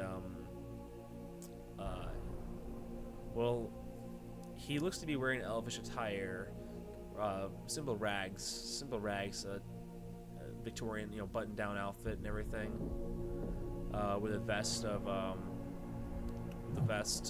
elvish colors and designs. He appears to be far eastern, from my world's Asia, basically. He's walking down this. He's leaving the room and locking his door and walking down the steps. As he's walking down, he makes eye contact with you guys a little bit, but keeps continuing to walk, kind of trying to mind his own business. You guys find your rooms. As you open the doors, you see a window to the wall. Sorry. Skeet, sorry. My ADHD brain. Anyway, you guys find a decent room, a decent closet, bathtub in the room. Carl, there's little soaps for you to play with. Yeah. What do you guys? Okay. Is there anything else you guys want to do tonight? I am going to cast Firebolt. And is there a fireplace in the room? There is. Great. I'm casting Firebolt in fireplace to start a fire. Okay. And I will be sitting next to the fire with the egg, because Peter said it would be a few hours until the egg hatches. If I remember correctly, you said it was like an hour boat ride back to, or to get to Thanor, or how long was it? About an hour or so. Okay, so that means that the egg's gonna hatch in an hour or so, and I want to be here when it does. Okay. So I'm in a room by myself. I lit the fire, and I'm sitting by the fire with the egg. By the way, I don't know if we want to do this now or if we want to wrap it up now and pick this up next week, or if we want to cut it off here, because this is kind of a decent stopping point. But I know it's 10:30 for y'all. Yeah. I mean, I'll have, with April coming back home from vacation and I having to worry about get their rats outside time, like, I'll be able to finally write. I'm getting used to the busy schedule, so I'm, figuring it out. Yeah, I'm down to end this tonight after I talk about the birthing of your snake. Is there anything else that anyone wants to do tonight? No, that should be fine. Yeah. All right. So, it takes you some time, Relix, but eventually you hear the giant little crackle from the egg, and you see, like a baby coming from being birthed into this world, the snake coming out and slithering towards you. It climbs up you a little bit and sits upon your lap, looking up. It's sticking its tongue out occasionally. It appears to be bonding with you. I take off my jacket and show it my forearms and upper arms, and I unbutton the top buttons of my shirt to show it my shoulders in an attempt to bond with it, if you get what I'm saying. I'm showing it similarities. I see. Yes, so it sees the similarities and takes a kin, crawling up your arm and around you. It appears to be relaxed, and by the grace of God, Relix, you have found a companion in this insane world and this stupid game that you're in.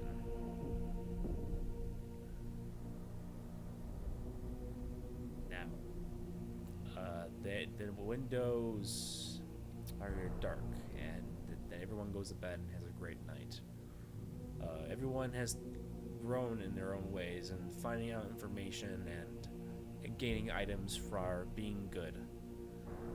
Next time we come back, we very well might find ourselves in the Feywild of the world of Earwild. Yeah, I'll see you guys next Tuesday. I'll talk to you later, stream. Bye-bye. Bye.